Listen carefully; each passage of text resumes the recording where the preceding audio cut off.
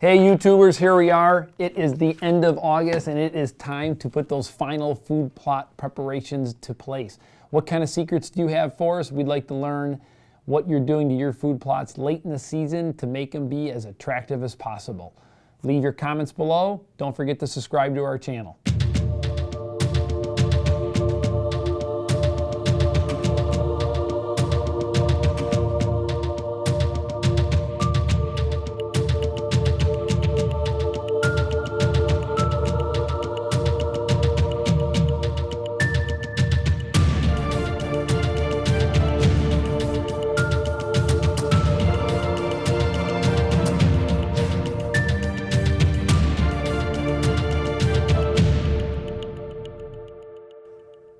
Hey guys, welcome back to another episode of Bowhunt or Die. You never can have too much bow hunting gear. At least that's the way I feel. I swear every time I go home and I look at my garage, it's like, what else can I put in this thing to have more bow hunting stuff? Well guys, as you can see, I have the freedom of no Justin here today, so this is gonna be the best episode ever because I can let it rip and not have to have Justin tell me I said a word wrong or did something wrong. But this is great. Right before we filmed the show, we got an update from the guys, the boys that ran off to Wyoming, and of course, their little segment was specifically about what seems like to be one of the hottest topics this year: how far should I shoot my animal? Guys, you all know where I stand on this. I keep them close. I bow hunt because I want them right there, right, as close as I can so I can't screw up, and then I always look like a good shot. But just got a text from Justin, and would you believe it? He missed. So let's first dial into the guys in Wyoming and see what they're up to. All right guys, well, we are out here in Wyoming this week at Bighorn Outfitters with Dustin DeCrew, like Todd said, and we are getting ready to go shoot, hopefully shoot anyway, some antelope tomorrow morning. So we've got Scott Bakken with HHA Sports is with us. We've got big deal Neal McCullough, the one and only, and Matt Miller, and Dwayne behind the camera over there. Can't forget him, but tomorrow morning we are all going to be in separate blinds trying to shoot some antelope. So we're going through some last minute practice out here. We're going to talk shot distance because that's a hot topic right now. Neal, max distance for an antelope tomorrow. My max distance is 50. That's as So far if as there's an antelope at 51, at 51 you're not shooting it. I am filming. You got to draw the line somewhere. Yes, my line 51. Is at 50. All right, we're going Miller. I'd shoot out to 60, but everything's got to be right. Miller's a really good shot, so Yeah. I'm not as good as Matt. Bakken, what are you saying? Sticking with 60? I think I'm going to say 60. He's sticking with 60. These guys, man, 60 yards it is. I was going to say 55. 50 feels better. I don't know why. I'm going 50. I changed my mind. 50. So 50 guys, we're all going to be in blinds tomorrow morning. Hopefully we shoot some antelope that you'll be seeing on an upcoming episode of Bowhunt or Die. So that's your update from Wyoming. Let's get back to the studio. Well, all those guys seem pretty confident about those long shots. So far, Justin's the only one who was ballsy enough to check in with a big miss at 15 to 20 yards. So I wonder if his distance is going to begin to shrink now that that confidence might be going down a little bit. But with that being said, let's dive into Dan Richardson as he finally has got some pictures of a buck that he's got some history with.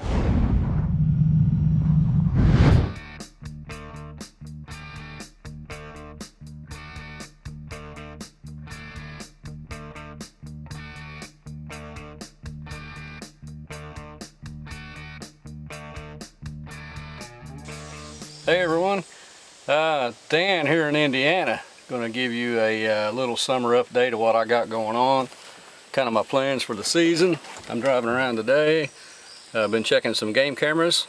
Trying to get kind of a line on one particular buck. He's one of my hit listers. You've seen it in a couple other videos. It's a buck I shot 2 years ago, discount. He's back this year. And I'm getting pictures of him every time I check my cameras.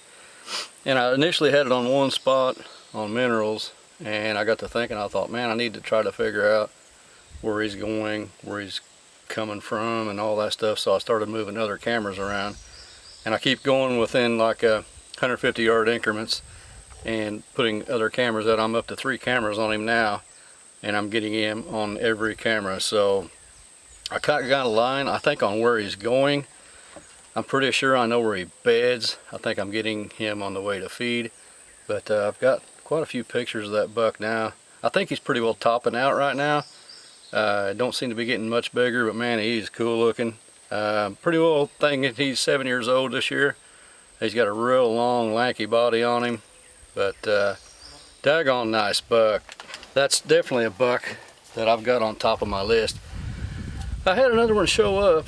I don't even really have a name for him, but he's a stud. He was a stud a month ago, but he's got these real funky brow tines, almost like I don't know, kind of put you in mind of a caribou. They're kind of flat and got stuff sticking out all over them, but he's a really cool buck. Don't have a name, like I said, but I'm hoping that's one of them that's going to show up. I've only got that one series of pictures of him, but you can bet he's definitely on my list. And of course, I've also been getting some other random bucks here and there, but just because they're on my hit list don't mean that's the only ones I'm going to be after.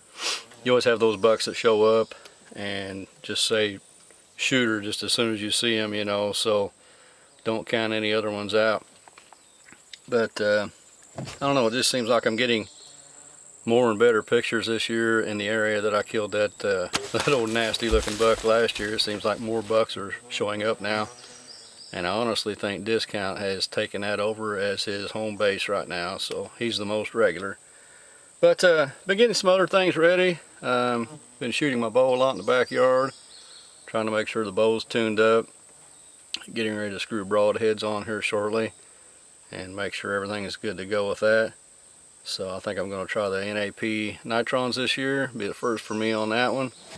It was Hellraisers last year. Absolutely loved those. But also doing a lot of equipment checks.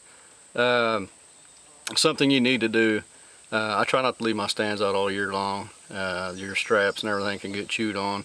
But I like to take mine down at the end of the season. But I still, before the season starts, I still come in, check all my straps, make sure everything's tight, nothing bolt wise. Anything that's banging and clanging, if you need to put some kind of silencing tape in there, do that. That's always a good deal. Check all my lifelines. I get them out, make sure I got enough, check them, make sure nothing hadn't chewed on them from the previous season. But anyway, just getting all that kind of stuff ready. But just I don't know, thinking a lot about the season. Look at that. There's a persimmon tree right there. I never even knew that was there. That's crazy. Wow. There's me a new food source. That is crazy. All these years I've never noticed that being there. So that's kind of cool. But anyway, that's what I've been doing. Just trying to get ready, mentally prepared. I don't know. Just thinking a lot about some of the locations I'm going to hunt. Probably going to boat in like I did a little bit last year. And I hope everybody else is out there making a plan. And I hope everybody has an awesome season. So until next time, bow hunt or die. Stealth is lethal. Specifically optimized for close quarters engagement in tight shot positions, the Triax is the quietest, most vibration-free bow we've ever created. Smooth to draw, silent to shoot, the 2018 Triax.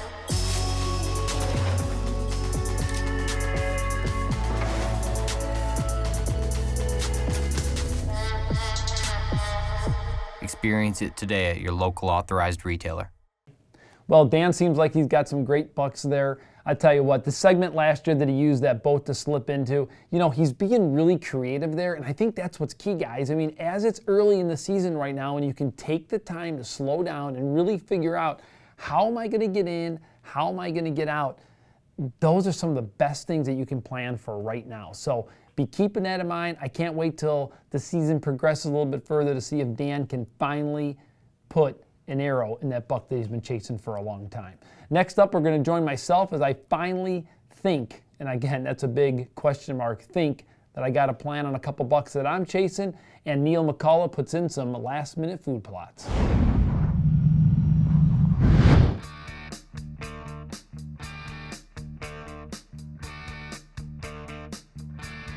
Wow, is it hot out there today? 92 degrees. I did not think it was going to be that hot today, but I just didn't want to waste the day. I'm running out of time. Elk season's right around the corner, so I got to make every time count right now in order to get all this work done that I want to get done. despite the heat, I went ahead and worked on my second mobile redneck unit. I finally got that thing all set, ready to go on the trailer. I'm just tired of the deer doing different things each fall and having permanent blinds and just not being able to get close enough. So I finally decided the last couple of years to deploy these mobile rednecks. I'll have 2 of them now to be able to move around. So it just makes things a lot easier depending upon what the deer are doing. On this particular piece of property that I'm hunting, 2 years in a row now, these 2 bucks have, I don't know, they're outsmarting me. You know, I get pictures of them. I know they're here. I know they're killable. They're here in daytime hours, but they're just not here when I'm here. So I know there's this one line that they're working on a pretty constant basis. So I went ahead, worked with the forester this year. We went and clear-cutted an area because I wanted to create more doe bedding habitat on this property, and it's already beginning to work. I've just noticed an increased number of does bedding this area, whether I've spooked them out driving back there with the tractor. And I've got a stand picked out already, but it was just way too hot to be able to sneak back there. I just didn't want to do it. I want to wait for a rainy day. I want to wait for it to be cooler. I want to be able to slip in, hang that lone wolf, and get the heck out.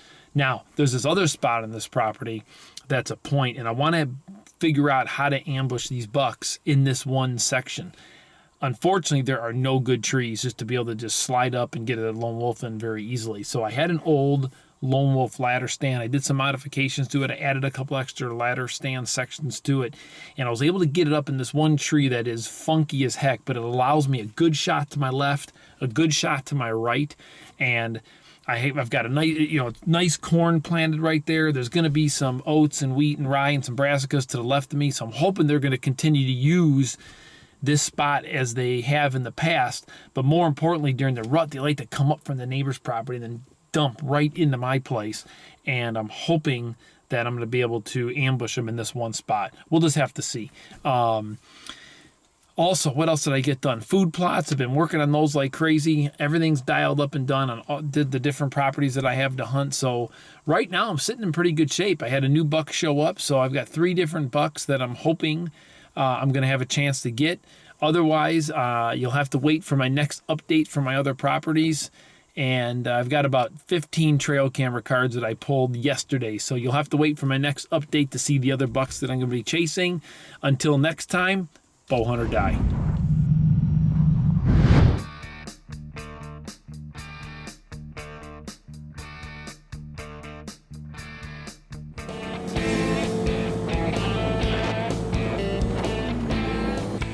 All right, well, today is August the 3rd. It's a beautiful afternoon, evening. We had a few rain showers push in today, but they pushed through and it's actually bright and sunny now, and we're supposed to be getting rain the next 3 or 4 days. So it is time to get my food plot in the ground and get everything ready. I am going to be working on 2, maybe 3 spots today. We spent a fair bit of time with the Fecon tractor, basically getting these sites prepped, tearing up a lot of big heavy brush and that kind of thing, and kind of get the surface ready. So now the last step for me is just to disc it up and get it all set up. So got to get this up to the top where my food plots are, and once I kind of get it all situated and set up here, I'll kind of give you or show you what I'm doing and what my plans are this year for these plots. So better get to work. Here we go. Well, it doesn't fit. Gotta go get the other 4-wheeler.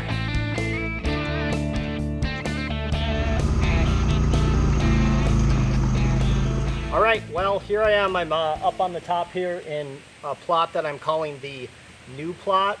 This plot I've been sort of working on the last year or so. I shot a doe about 75 yards over my left shoulder directly that way last year. And it ended up being a really great spot. But I think a lot of the deer activity was further in the woods and actually down the hill that's directly behind the camera. And so I came in here, had my uncle take his Fecon tractor and clear out a little bit bigger area, and this turned out to just be an awesome U-shaped plot here. So my plan is, it's August 3rd or 4th. I'm going to put in what's called a secret weapon from Heartland Wildlife. It's a fall blend. It has some turnips and rape in there, but then it also has soybeans and winter peas. So I'm going to do the big seeds first and get those turned up into the soil. And then we're actually supposed to have a really big rain coming up here in the next 2 days. So I am gonna probably put a few turnips, not a ton, because this isn't that big a plot. It's probably only maybe a half an acre or a quarter of an acre. So I'm gonna use all the big seeds and maybe probably half of the turnip seed.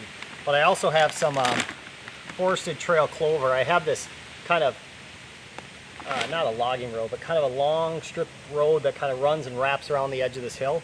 And I had some extra from last year, and since I'm out here, and I figured I might as well use it. So I'm gonna put the rest of this and just kind of filter and put the clover all the way down and around. So, okay, here I am. This is food plot number 2. I call this the old plot. So I was basically trying to seed this thing early in the spring, and actually had my uncle put in secret weapon here in the middle and the edges. Well, the edges didn't really take. The middle has plenty of sort of green up in it. I climbed up into my old stand and peeked down, and it looks pretty good. There's a fair bit of food in here. So all I did was quickly get the disc, run it around a few times, try not to run over my camera, which I did. And then now I'm just gonna sprinkle turnips around the edge of this thing and call it good for the year. So, well, here I am on my last plot. I'm running low on time. But I got to get seed in the ground. So this is the last plot. This is a brand new plot. There's a pond that's dry currently that will settle in and fill right in the middle of this thing. So I'm going to work my way around, and I'm going to try to put in some of this high pro forage. It has looks like it's got brassicas, clover, and a little bit of rape. So this should be good. I'm going to get this seed in the ground, till it up a little bit, and then I got to get out of here. It's going to rain. It's getting hot and humid, so off we go. Let's get it done. Bow hunt or die. Well, I got to tell you, Neal, those are some of the worst food plot names that I've ever seen. You're kind of like the way I'm feeling with deer this year. I had to get help from our audience to name a couple bucks, so I went with McFly on that one big one that's been putting the slip on me for the last couple of years. But I tell you what, I'm feeling good this year. I mean, it seems like this year has just been a good growing year for bucks. I mean, the antler growth has been pretty impressive this year. I'm getting a lot more pictures. As you saw in this episode, I had a chance to get out and check those other 15 cards, and woo, I got some whoppers on a different piece of property that I'm hunting, so I'm feeling pretty excited. As far as Neal goes, those food plots look like they're gonna get dialed in. Hopefully he got that rain that he kept talking about through the entire segment. I hope that he did, because I tell you what, anytime that you can get your food plot planted and a rain comes in the next couple of days, you can bet that stuff's gonna take off faster than you can believe. Next up, guys, we're going to join our fans to see what trophy photos will win the prize pack this week. Brian Schrift, John Thompson, Tyler Campbell, Renee Duclos, Frank Maresco, and Garrett Hinrichs. Well, with Justin not being here today, I'm feeling a little more generous. I'm actually in a really good mood. It must be because Justin's out hunting. That's why I'm in such a good, happy mood right now. Or maybe it's because he just missed. I don't know which of the two it is. But I'll tell you what, I'm going to give away 2 of the Pine Ridge prize packs this week. John and Garrett, you guys are both winners. These photographs are perfect. Anyone out there who wants to get a good photo of their trophy this season, make sure you take a good hard look at these 2 photos, because these are the photos that you're going to remember for years. If you'd like to see yourself right here on an episode of Bowhunt or Die, don't forget to hashtag your photos at Bowhunt or Die, and also email us at info@bowhunting.com. Now, it is finally starting to feel good out there, guys. The weather, I mean, I tell you what, I woke up this morning, it was like 60 degrees out there. It was one of those days where you just step outside and you're like, oh boy, I know exactly what's coming. You still got time if you want to put in a late season plot. This is a perfect time to get your wheat, rye, and oats in the ground. I usually actually wait for another week until I put mine in, usually that first week of September. So if you still want to try to sneak in a little plot, you've got plenty of time to do that. Otherwise, the deer are definitely starting to move a lot more. Now you're going to start seeing these bucks starting to expand their range a little bit more. I'm already beginning to see it. This year has just been an incredible year for growth. This last set of cards that I pulled, I've got some monster deer that are starting to show up. So you can see the smile on my face. I'm excited. Hopefully you're feeling the same way.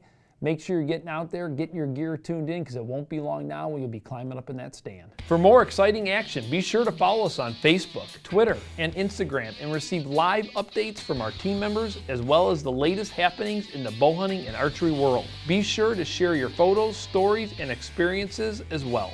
And don't forget to pick up your official bowhunting.com and bowhunter die gear by visiting bowhunting.com/gear. We have a full selection of hats, shirts, decals, wristbands, and much more. Bradley, help me out here. Shrift?